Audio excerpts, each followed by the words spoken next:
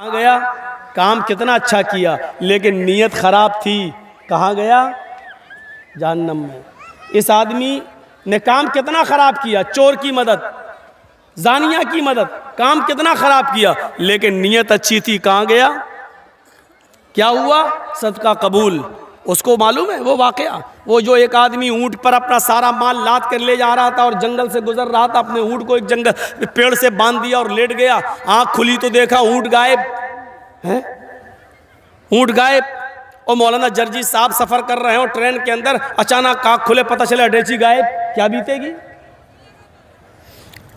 آپ بمبئی سے 6 مہینے 1 سال رہ کر آ رہے ہوں اور اپنے بیوی بچوں کے لیے کچھ پیسہ کما کے لا رہے ہوں اور اچانک پتہ چلا ٹرین کے اندر اڈیچی غائب، سوٹ کیس غائب، کیا بیتے گی آپ کی؟ اس کے گھر کا پورا سامان اونٹ کے اوپر لدا ہوا اور اونٹ غائب، ڈھونڈتا ہے ادھر ادھر، اس جھاڑی اس جھاڑی، اس پہاڑی اس پہاڑی، پورا دن ڈھونڈا لیکن اونٹ کہیں نہیں ملا، ادھر سے ادھر ادھر سے ادھر سب جگہ تلاش کیا لیکن اونٹ کہیں نہیں ملا، اور آ کر پھر اسی جگہ پر بیٹھ گیا، یا اللہ تھوڑا سستا لوں اس کے بعد پھر ڈھونڈوں گا، اب رات میں ڈھونڈوں گا۔ سستانے کے لیے تھوڑا سا بیٹھا، بیٹھتے ہی ٹیک لگا لیا پیڑ پر، اور جیسے ہی پیڑ سے ٹیک لگایا اس کو نیند آ گئی۔ تھکے ہوئے آدمی کو نیند بہت اچھی آتی ہے، اس کو نیند آئی، اور نیند آئی تو اچانک اس کی آنکھ کھل بھی گئی۔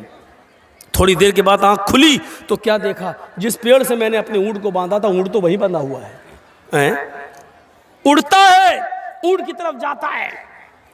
اب جیسے آپ کو پورا دن ڈھونڈنے کے بعد آپ کو سوٹ کیس نہ ملے اور اچانک مل جائے تو سب سے پہلے کھول کے دیکھیں گے کچھ کم تو نہیں ہوا۔ اس کو اونٹ بندھا ہوا دیکھا تو ہے، اونٹ ہاں، برتن موجود، گلہ موجود، اناج موجود، کپڑے موجود، سب موجود، زیورات موجود، سب موجود۔ تو اس کو اتنی خوشی ہوئی، اناج کا ایک دانہ بھی اس کا کم نہیں ہوا، اتنی خوشی ہوئی۔ بخاری شریف کے حدیث کے الفاظ ہیں، اس کو ہوش نہیں ہے میرے پیر زمین پر ہیں، اتنی خوشی ہوئی کہ مارے خوشی میں یہ الٹے جملے بول گیا، اللہم انت عبدی وانا ربک، اے اللہ مان گیا تیری قدرت، واقعی تو مان گیا میں تیری قدرت کو، میں پورے دن اونٹ کو تلاش کیا نہیں ملا، اور تیرا چمتکار اونٹ اپنے آپ آ گیا اور کچھ بھی کم نہیں، مان گیا تیری قدرت کو، اللہم انت عبدی، واقعی تو میرا بندہ ہے، وانا ربک، اور میں تیرا رب ہوں۔ الٹا بول گیا، بولنا کیا چاہیے تھا؟ واقعی میں تیرا بندہ اور تو میرا رب، لیکن کیا کہہ گیا؟ واقعی مان گیا تجھے، اللہم انت عبدی وانا ربک، واقعی تو میرا بندہ ہے میں تیرا رب۔ اللہ کے نبی فرماتے ہیں، حافظ احمد ابن حجر العسقلانی نے لکھا کہ یہ سن کر فتح الباری میں اللہ کے نبی صلی اللہ علیہ وسلم نے جب یہ واقعہ بیان کیا تو صحابہ کرام ہنس دیے۔ اللہ کے نبی نے فرمایا جیسے تم ہنس رہے ہو اسی طریقے سے جب اس کی زبان سے یہ جملہ نکلا تو اس کا یہ جملہ سن کر اللہ بھی ہنس دیا، اللہ بھی مسکرا دیا کہ دیکھو میرے بندے کو کتنی خوشی ہو رہی ہے، اور خوشی میں اس کو یہ بھی نہیں پتا کہ وہ کیا کہہ رہا ہے، مسکرا رہا ہے۔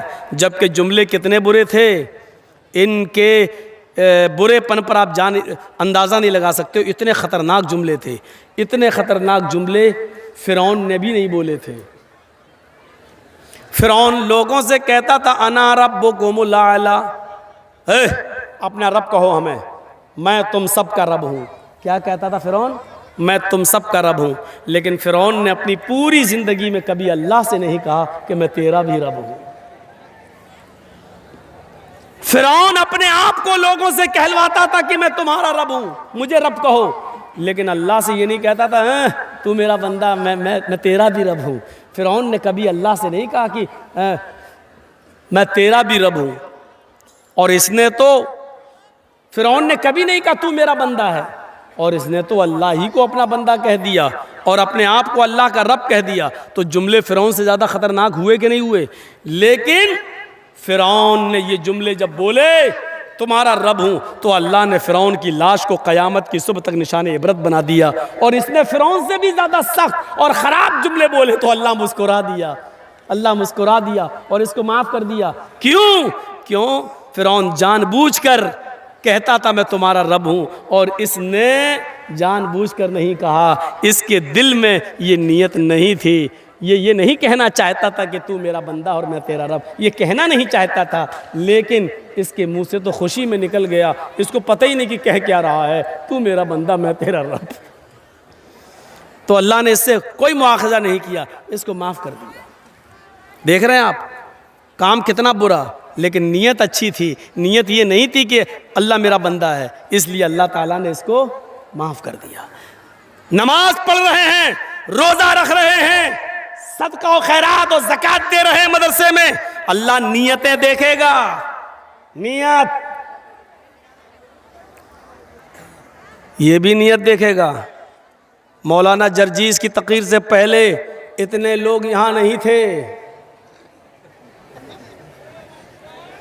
جو دوسرے مولانا بول رہے تھے تو آدھا مجمع بھی نہیں تھا، اور جرجیز صاحب آ گئے تو اس کے سناٹا چھا گیا، سب یہاں جمع ہو گئے۔ مولانا صاحب سے پہلے جو مولانا بول رہے تھے، کیا وہ لیلا مجنو کی کہانی سنا رہے تھے؟ وہ بھی قرآن، وہ بھی حدیث سنا رہے تھے۔ اللہ یہ بھی دیکھے گا اس جلسے میں آنے کے بعد کہ تم قرآن و حدیث سننے آئے تھے یا مولانا جرجیز کو سننے آئے تھے۔ یہ ہماری نیتوں پر ڈیپینڈ کرے گا، اتنا یاد رکھیے گا۔ اگر قرآن و حدیث سننے آئے تھے تو جرجیز سے پہلے بھی جو بول رہا تھا وہ بھی قرآن و حدیث بول رہا تھا، اس کی کیوں نہیں سن رہے تھے؟ تو اس کا مطلب یہ ہے کہ آپ قرآن و حدیث سننے نہیں آئے، آپ جرجیز کو سننے آئے۔ اللہ کی قسم اگر جرجیز کو سننے آئے تو رات کے 12 اور 1 بجے تک آپ نے اپنی آنکھیں پھوڑی ہیں کہ آپ کو ایک نیکی نہیں ملے گی۔ میں اس بات کو اپنے رب کے عزت و جلال کی قسم کھا کر اور مؤکد کرنا چاہتا ہوں، رب کعبہ کی قسم ایک نیکی نہیں ملے گی۔ اگر صرف جرجیز کو سننے آئے ہو، قرآن و حدیث نہیں، تو ایک نیکی نہیں ملے گی۔ اور قرآن و حدیث سننے آئے ہو تو پھر آپ ہی جواب دیجئے اس سے پہلے اتنی بھیڑ کیوں نہیں تھی؟ کہاں تھے آپ؟ جلیبی خرید رہے تھے۔ کہاں تھے آپ؟ بچوں کو بیلون دلا رہے تھے۔ کہاں تھے آپ؟ ہماری گرل فرینڈ آئی تھی، موبائل پہ بات ہوئی تھی، اس سے ملنے گئے تھے۔ ہنسو نہیں، جو آئی ہیں وہ ہماری بہنیں ہیں، اور تم جو ہنس رہے ہو دوسروں کی بہنوں سے ملنے کا جملہ سن کر، اتنا یاد رکھ لو کہ آپ کی بہنوں سے بھی کوئی ملنے آیا تھا۔ کما تدین تدان، جیسا کرو گے ویسا بھرو گے۔ جو دوسروں کے ماں بہن بیٹیوں کے بارے میں سوچو گے، آپ کی بھی ماں بہن بیٹی کے بارے میں ویسا سوچا جائے گا۔ یہ ذہن سے نکالو، بدلا یہ ہوگا یہاں پر۔ ان عورتوں سے پوچھو کیا کر رہی ہے باہر، میلے میں ان کا کیا کام ہے، کیوں گھوم رہی ہو تم میلے میں، اور جلسوں میں نئے کپڑے پہن کر آنے کا مقصد کیا ہے؟ جلسوں میں لپسٹک لگانے کا مقصد کیا ہے؟ جلسوں میں آ رہی ہو تو کریم اور پاؤڈر لگانے کا مقصد کیا ہے؟ جلسوں میں آ رہی ہو تو چمکتی ہوئی ساڑی پہن کے آنے کا مقصد کیا ہے؟ اور کل کی تقریر میں میں نے کہا تھا محلدار پاڑا میں، وہ جملے زیب تو نہیں دیتے ہیں لیکن کہنا پڑتا ہے مجبوری میں، جب زخم پرانا ہو جائے اور صحیح نہ ہو تو ہومیوپیتھک دوا سے علاج نہیں کیا جاتا، چھرا اٹھایا جاتا ہے آپریشن کرنے کے لیے۔ قسم خدا کی ایسا لگ رہا تھا جیسے ایک کتیا کے پیچھے 10 کتے دوڑ رہے ہوں، یہ حال ہے۔ ہاں یہ جملہ نہیں کہنا چاہیے مجھے، لیکن کہوں گا، رو کے دکھاؤ مجھے۔ یہ صورتحال بنا کے رکھ دی آپ نے۔ جلسے بھی جب محفوظ نہ رہیں، بے پردگی اور عریانیت کا ننگا ناچ جب جلسوں میں بھی ناچا جانے لگے تو پھر کہاں روح تلاش کر رہے ہو؟ آپ نے ثواب کی نیت سے جلسہ کیا، یہ ثواب ملے گا آپ کو؟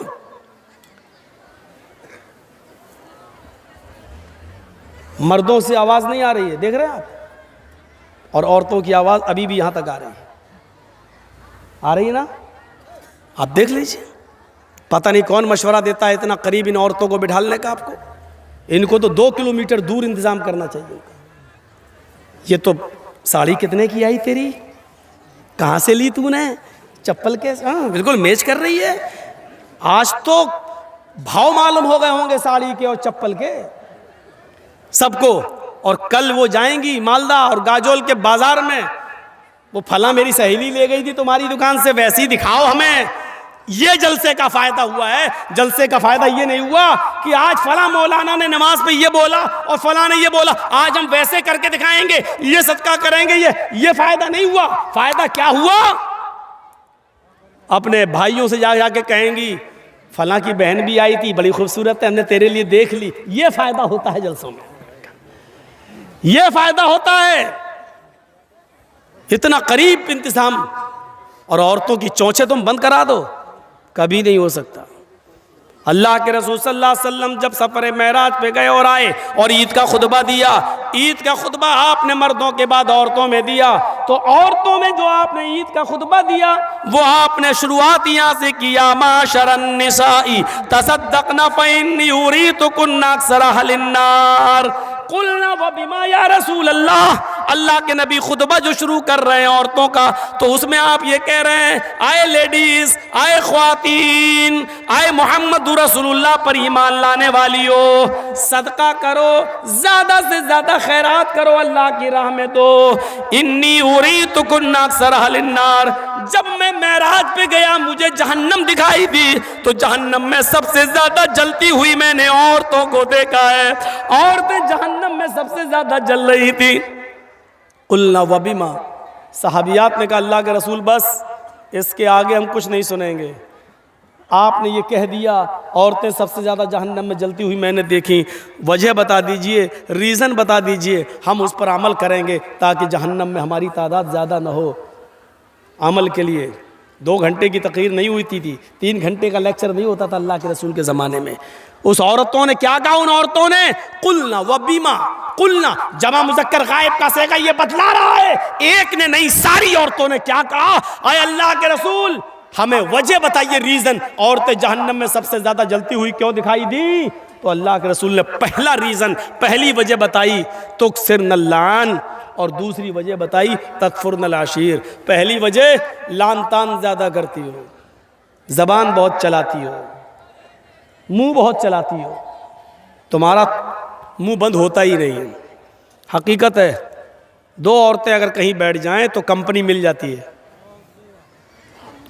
2 مرد اگر ٹرین میں جائیں گے تو تھوڑا سکون مل سکتا ہے, لیکن اگر 2 عورتیں ٹرین میں چلی جائیں تو 24 گھنٹے کا سفر بہت آسانی سے کٹ جائے گا, بات کرتے کرتے کرتے کرتے.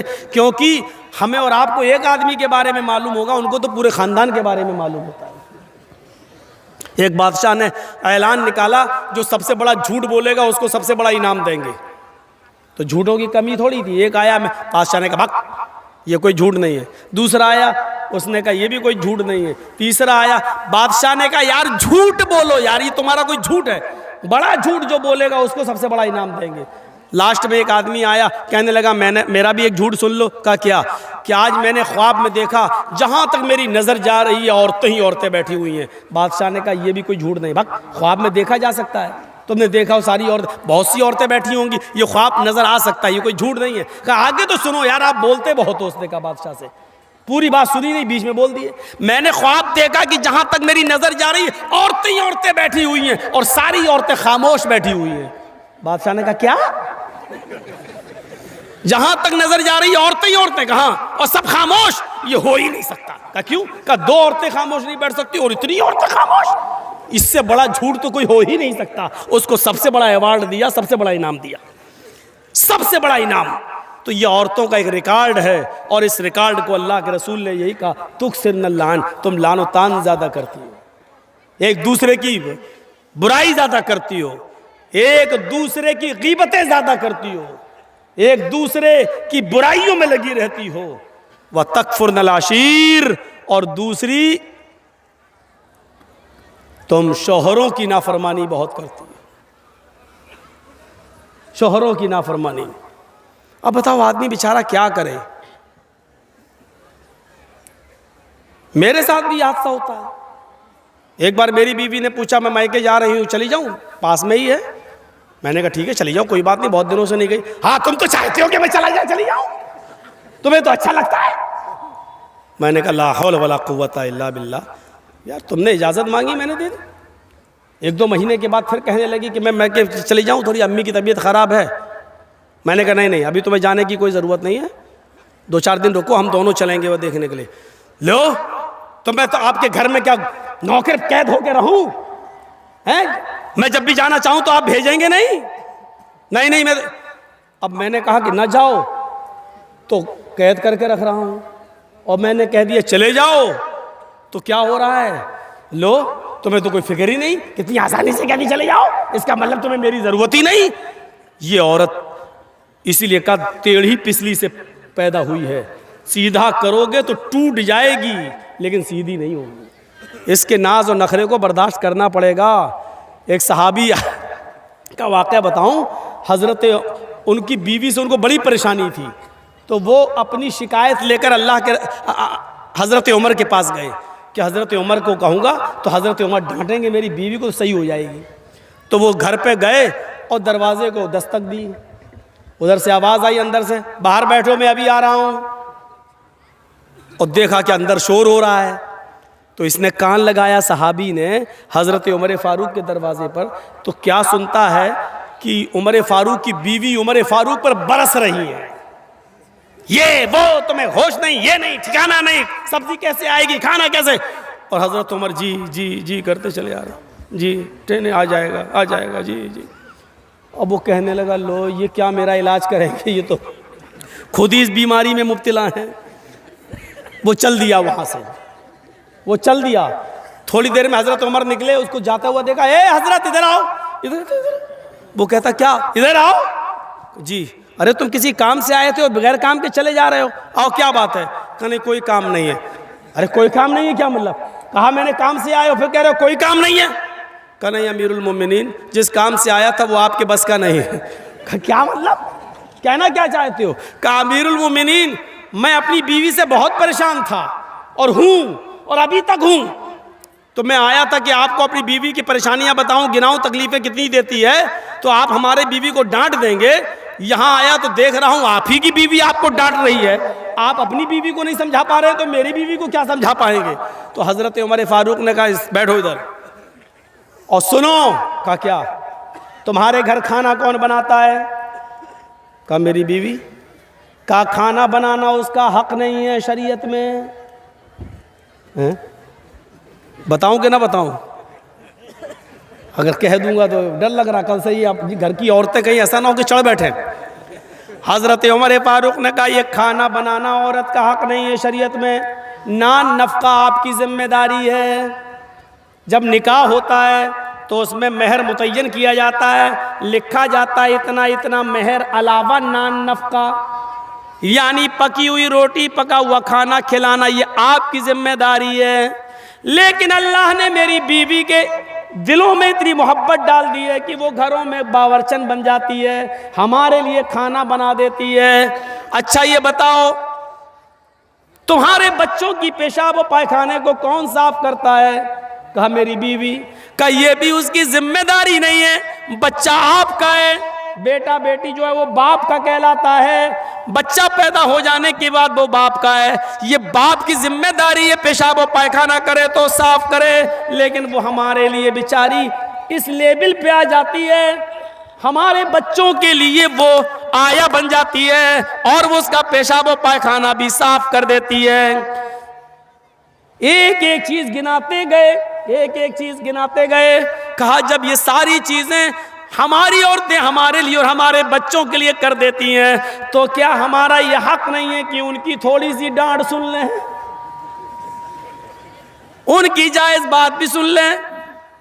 گھر چلانا ہے تو ان کی تھوڑی بہت ڈانٹ بھی سنو, چلے جاؤ. اور آئندہ ایسا مت کرنا. کیا تم نے اللہ کے رسول کا یہ فرمان نہیں سنا کہ بیوی عورت جو ہے وہ آدم کی پسلی سے پیدا ہوئی ہے اور پسلی ٹیڑھی ہوتی ہے, اس کو سیدھا کرنے کی کوشش کرو گے تو وہ ٹوٹ جائے گی لیکن سیدھی نہیں ہوگی. عورت کو سیدھا کرنے کی کوشش کرو گے تو طلاق لے لے گی یا ہو جائے گی, لیکن وہ بالکل سدھرے گی نہیں. اس لیے تھوڑا بہت اس کی کجی اور کبھی کو تمہیں برداشت کرنا پڑے گا. جی آپ صحیح کہہ رہے ہیں. بیچارہ چلا گیا. میری ماں بہنوں ہاتھ جوڑ کے بنتی کر رہا ہوں، ایسا نہ ہو کہ کل تم یہ کہنے لگو اب کھانا تم بناؤ، مولانا صاحب نے کہہ دیا، یہ ہماری ذمہ داری نہیں ہے، ایسا نہ ہو۔ بہت کم جگہوں پر ہم یہ بیان کرتے ہی نہیں ہیں، کیونکہ آج کل عورتیں غلط استعمال بھی لے لیتی ہیں نا۔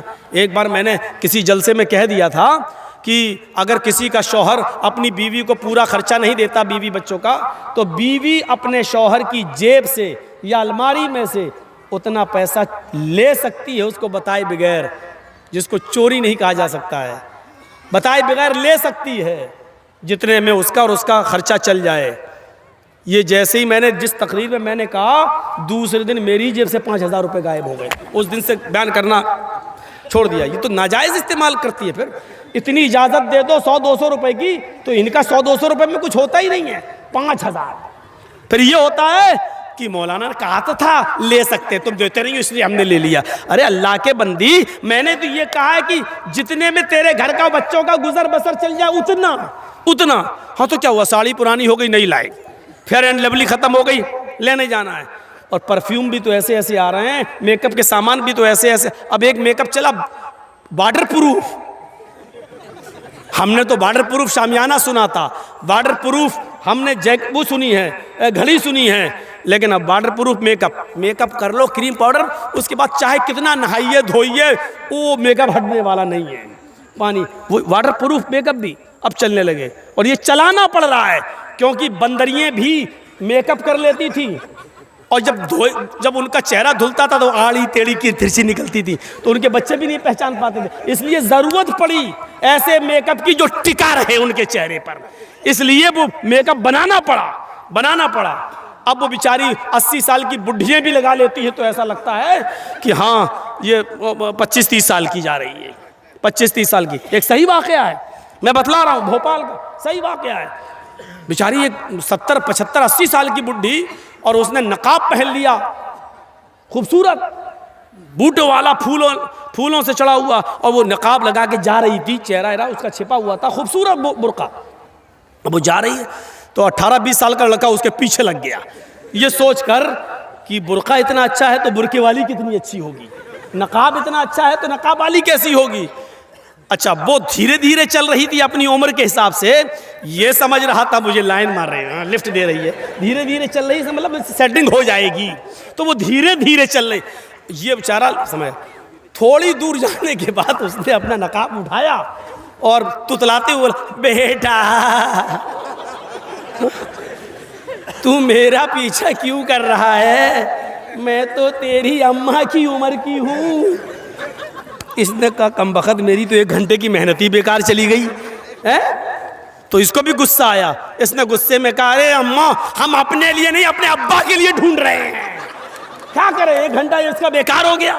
یہ صحیح واقعہ میں آپ کو بتلا رہا ہوں، اور جس لڑکے نے ایسا کیا وہ ہمیں آ کے بتا رہا تھا کہ بھائی مولانا تو دوستی ہو گئی ہے، بتانا پڑ رہا، بتا دیا، لیکن جلسے میں بیان مت کرنا۔ میں نے کہا جلسے میں تو بیان کروں گا لیکن تیرا نام نہیں بتاؤں گا۔ بڑا اب یہ حال ہو رہا ہے، یہ حال تو برقعے ایسے، کپڑے ایسے، اور جلسے بھی اس سے محفوظ نہیں۔ اور عبادت کی روح کو پہچاننے کی کوشش کیجیے۔ یا ایھا الذین آمنوا اتقوا اللہ حق تقاتہ، عبادت کی روح کیا؟ تقوی۔ اور اللہ نے کیا کہا؟ اے ایمان والو تم اللہ سے ڈرو جیسا کہ اس سے ڈرنے کا حق ہے۔ اے ایمان والو تم اللہ سے ڈرو جیسا کہ اس سے ڈرنے کا حق ہے۔ یہ ایک اور چیز ہے، اللہ سے ڈرنے کا حق کیسا ہے؟ اللہ سے ڈرو کیسے؟ اللہ دیکھ رہا، یہ ڈرنے کا مطلب ہے؟ اللہ سے ڈرو کا مطلب یہ نہیں، جیسا ڈرنے کا حق ہے۔ یہ حق کیا ہے؟ حق کا تقاتی، ارے کچھ تو مطلب ہوگا۔ آگ سے آپ ڈرتے ہیں کہ نہیں ڈرتے ہیں؟ آگ سے ڈرتے ہیں، لیکن آگ کو دیکھ کر بھاگتے تھوڑی ہیں۔ آگ سے ڈرنے کا حق کیا ہے؟ اس کے اندر ہاتھ نہ ڈالو، اس کے اندر جمپ نہ لگاؤ، یہی تو ڈرنے کا حق ہے۔ زہر ہے آپ کے ہاتھ میں، وش، لیکن اس کو آپ چھو بھی رہے ہیں، پکڑ بھی رہے ہیں، لیکن ڈرتے بھی ہیں اس سے۔ اور اس سے ڈرنے کا حق کیا ہے؟ اس کو آپ استعمال نہ کریں، کھائیں نہیں، یہ اس سے ڈرنے کا حق ہے۔ اور شیر سامنے آ گیا تو آپ بھاگ رہے ہیں، کیوں؟ یہ اس سے ڈرنے کا حق ہے، کیونکہ نہیں بھاگیں گے تو پھاڑ دے گا۔ جلدی سے پیڑ پہ چڑھ گئے، اس سے ڈرنے کا حق یہی ہے۔ سانپ کو دیکھ رہے ہیں اس سے بھی ڈر ہے، زہریلا سانپ ہے، لیکن اس سے ڈرنے کا حق کیا ہے؟ اس کے منہ میں آپ انگلی نہ دیں، اس کے قریب نہ جائیں ورنہ ڈس لے گا اور کاٹ لے گا، یہ اس سے ڈرنے کا حق ہے۔ تو جیسے آپ ہر چیز سے ڈرنے کا ایک حق ادا کرتے ہیں، اللہ سے بھی ڈرنے کا ایک حق ہے۔ اور اللہ سے ڈرنے کا مطلب یہ ہے کہ اللہ نے جن کاموں کے کرنے کا حکم دیا ان کاموں کو کرا جائے، اور جن کاموں کے کرنے پر اس نے عذاب جہنم بتایا ہے، جہنم کا عذاب بتایا ہے، ان کاموں سے بچا جائے۔ یہ ہے اللہ سے ڈرنے کا مطلب۔ مثلا اللہ تبارک و تعالیٰ نے سود اور بیاج کھانے کو حرام قرار دیا ہے تو اس سے بچا جائے۔ اللہ کے نبی صلی اللہ علیہ وسلم نے فرمایا کہ جب مجھے معراج ہوئی، سفر میں گیا معراج پر اور مجھے جہنم دکھائی دی تو میں نے خون کے بلڈ کے ایک تالاب میں، ایک ندی میں نے کچھ لوگوں کو ڈبکیاں لگاتے ہوئے دیکھا ہے، بدبودار خون پی رہے ہیں اور اسی میں تیر رہے ہیں۔ وہ نکلنا چاہتے ہیں، فرشتہ ایک پتھر مارتا، جب وہ کنارے پہ آتے وہ پھر بیچوں بیچ میں پہنچ جاتے اور اسی بدبودار خون میں وہ پی رہے ہیں، کھا رہے ہیں اور اسی میں ہیں۔ میں نے پوچھا من ہؤلاء یا جبریل، آئے جبریل یہ کون لوگ ہیں؟ اللہ کے نبی فرماتے ہیں، جبریل نے بتایا کہ اللہ کے نبی یہ دنیا میں غریبوں کا خون چوسا کرتے تھے، یہ دنیا میں مجبوروں کا خون چوسا کرتے تھے، 100 روپے دیتے تھے اور 120 وصول کرتے تھے، 1000 دیتے تھے 1200 وصول کرتے تھے، 1 لاکھ دیتے تھے 1,20,000 روپے وصول کرتے تھے۔ یہ وہ لوگ ہیں جنہوں نے غریبوں کا خون چوسا ہے، مجبوروں کا خون چوسا ہے۔ آج سود کھانے والے ہیں، آج ان لوگوں کو بدبودار خون کے تالاب میں گوتا لگوایا جا رہا ہے، اسی خون کے تالاب کے اندر ان کو ڈال دیا گیا ہے۔ پھر اللہ کے نبی صلی اللہ علیہ وسلم فرماتے ہیں سود اور بیاج کھانے والے کے 36 درجے ہیں، 36 درجے ہیں۔ ایک حدیث میں 70 درجوں کا ذکر بھی آتا ہے، لیکن 70 درجے والی روایت 36 درجے والی روایت سے کم درجے کی ہے، وہ حسن ہے اور یہ صحیح ہے۔ 36 درجے ہیں، 36 درجے یعنی سود اور بیاج کھانے والے سود کے 36 درجے ہیں۔ پوچھا گیا اللہ کے رسول ہلکا درجہ کیا ہے؟ اللہ کے نبی نے فرمایا ان 36 درجوں میں سب سے ہلکا درجہ سود کا یہ ہے کہ کوئی شخص اپنی سگی ماں کے ساتھ، اپنی حقیقی ماں کے ساتھ زنا کرتا ہے، اپنی ماں کے ساتھ زنا کرتا ہے، اس کو جو گناہ ملے گا، اس کو جو سزا ملے گی، وہ سود اور بیاج کھانے والے کی سب سے ہلکی سزا ہوگی۔ اس کے علاوہ 35 سزائیں اس سے زیادہ، اس سے بڑھ کر ہوں گی۔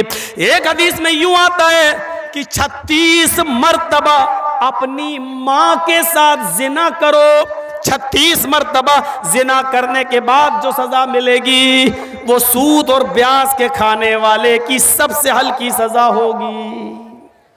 زنا تو ویسے ہی حرام ہے، اور پھر اپنی ماں کے ساتھ زنا، اس کی قباحت اور اس کی برائی کا اندازہ تو آپ لگا نہیں سکتے۔ زنا تو ویسے ہی غلط ہے، حرام ہے، شرک کے بعد سب سے بڑا گناہ زنا۔